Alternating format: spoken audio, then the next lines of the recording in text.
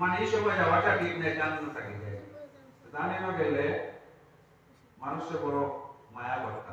আজিম আলী সাহেবে মানুষের সাংঘাতিক মায়া করতা যাওয়ার পরে করবা ওইটা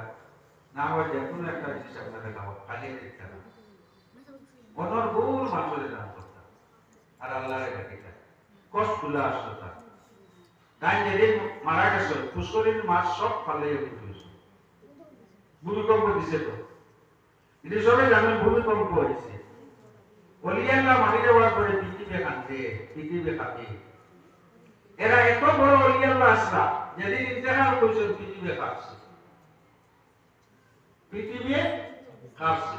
আমরা যতটুকু জল খাইছি তারা অতটুকু কান্দিয়া সবুজ বানিয়ে ফেলাইছে আপনারা বিশ্বাস করতে পারবেন না না পারবেন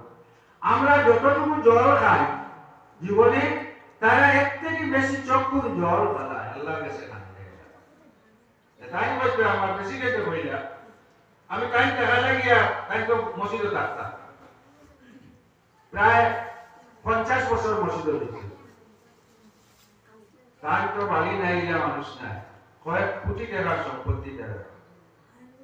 হাইলাকান্দির মধ্যে যদি সম্পত্তি এলা পাওয়া হয় তারা পাওয়া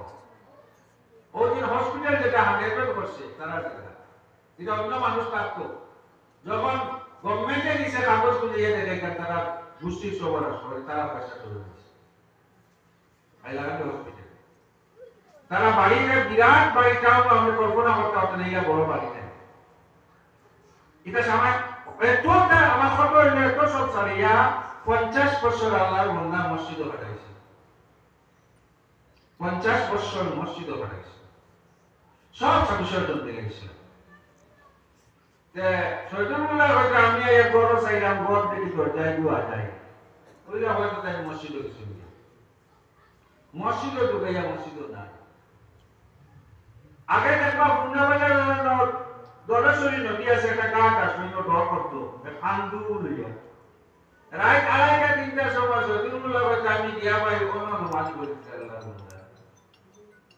কোন নামাজ পড়তে জি মসজিদের ঘাটও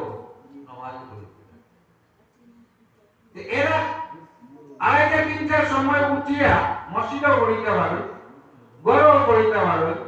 বাইরে গিয়া যখন কোনো মানুষ নাই, কেউ নাই, নীরবে গিয়া নমাজ পড়ি, অন্যকে নীরবে নমাজ পড়িয়া শান্তি থাকে। এরা জীবনটা আল্লাহ দেখিয়া গেছে। আল্লাহর কিলা রাখিছন তার প্রমাণ আছে। আজ আপনারা শেখ কথাবার্তা বলে তো আইয়ুব আলী সাহেব